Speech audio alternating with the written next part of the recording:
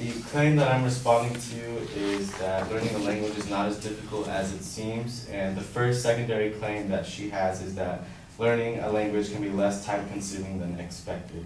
And so my response to that is that learning a language is it varies from person to person and can be measured at an expected pace. So the first evidence she provides us with is about microlearning, which is about taking up to 15 minutes a day to learn little chunks of information so that you're not constantly overloading yourself with all this stuff that's hard to retain. And the problem with that is that the Foreign Service Institute claims that if we are able to put in 10 hours a day to learn a language, then basic fluency in the easy languages should take 48 days, and for difficult languages, 72 days. So if microlearning is at 25% of this pace, the time is way more than what it should take in a regular classroom setting. So that kind of refutes the time consuming, it makes it a lot more than what she claims. And so the reasoning she provides us with is that you can use these 15 minutes in between classes and applying yourself and making yourself do the work. And the gaps in between classes is kind of for us to take a mental break, not really overload ourselves with more information and trying to stuff it all in our brain at once. And so the counterclaims is that in the first piece of evidence, she claims that microlearning takes up to 15 minutes a day, and then in a second piece of evidence, she claims a testimony of a man that studies grammar, pronunciation, and other things for 60 minutes a day. So she kind of contradicts those two time constraints in that first claim. And for her second claim, learning a language is much more manageable / less difficult than it seems, and difficulty is subjective from person to person, so that can't really be measured as well. And the first evidence she provides is about cognates, which are similar words in different languages with similar meanings. I don't really have examples, but in Spanish and Italian, people can kind of converse a little bit easier because they have really similar languages. But however, cognates don't really make learning a language easier. They kind of just scratch the surface of vocabulary and what can be understood. And the reasoning she provides is English grammar has a subject and predicate similarly to Chinese, and if this is built in your brain, you can use it in any other language. But some evidence that I found is that there are no grammatical genders, which is inanimate objects being treated as male or female, no noun declensions, which is nouns that don't change according to their function in a sentence, and virtually no conjugations, which means most English verbs only have 4 forms, and a lot of languages have over 40 per verb. So we can't really apply what we know for English to other languages because they're very different. And her third claim is that, especially in a diverse country such as America, there are language opportunities everywhere. And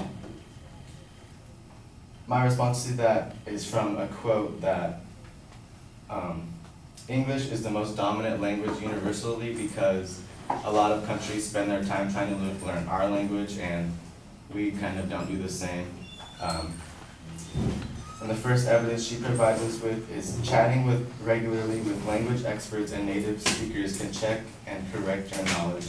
And the problem with this is that not everyone has access to native speakers or language experts in their lives, and even if they do, they have really heavy accents and can be hard to teach how to speak a different language. And the reasoning she provides us with is that there's people walking around with free knowledge everywhere, and all you have to do is ask them to help you. But if we're walking around and ask a person to help us, they're not really certified teacher just because they speak a language, and it's going to be hard for them to teach us their non-native language.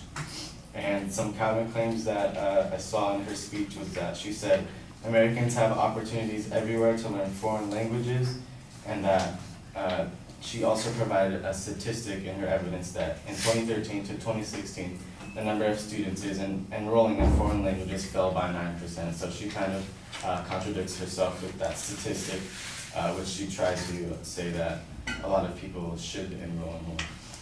And that is it.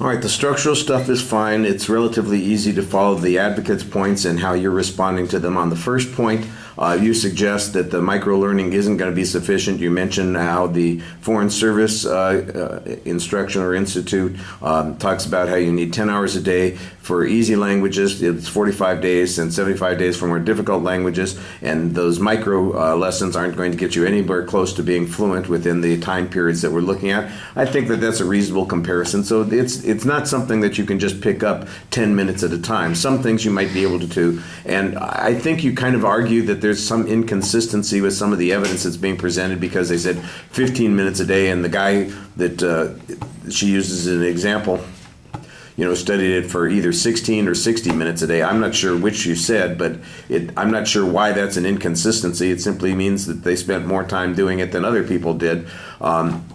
The question is, did they become fluent, and how quickly did they become fluent, and was it relatively easy? That's what the advocate's argument is, and I think that you're suggesting that we can't meet that standard. And I think that's a pretty good press on that. You had some good evidence on that particular point. On the second point, the question of it being relative, I like the fact that you went after some of the differences in the language, explain what those differences are. I do think you need to explain how that undermines the ability to learn the languages, because we are functioning in different vocabularies and different grammars, and as a consequence, it's hard to change your way of thinking. For instance, that we don't have gender not acronyms, articles, or that you had a nice statistical comparison. We might have 4 variations in English, conjugations of a word, and they might have 40 in another language, and that's substantially different. I appreciated that. So again, it suggests that it's a complicated process to do those sorts of things. None of this evidence is specific to the advocate's point about the micro lessons up above, but I think you kind of dealt with those separately.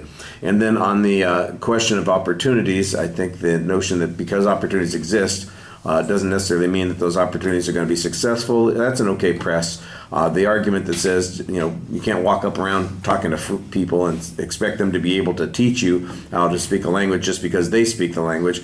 I understand the position that you're taking there, but I think anybody who's studied a language overseas knows that immersion is one of the ways that you get more proficient in a language, and it's going to make a very quick difference, especially if you're spending 10 hours a day dealing with people in other languages. Some of the challenges that you make, I don't know that they get you very much, but some of the challenges that you make I thought definitely applied to the argument that the advocate's presenting. All right, thank you.